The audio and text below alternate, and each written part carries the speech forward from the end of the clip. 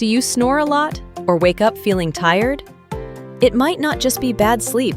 It could be sleep apnea, and your dentist might be the first to spot it. Sleep apnea happens when your airway gets blocked while sleeping. Over time, it can cause teeth grinding, worn-down teeth, dry mouth, and even jaw pain. Dentists often see these signs before anyone else. If you're waking up exhausted, don't ignore it. Talk to your dentist. A healthy smile can actually help you sleep better.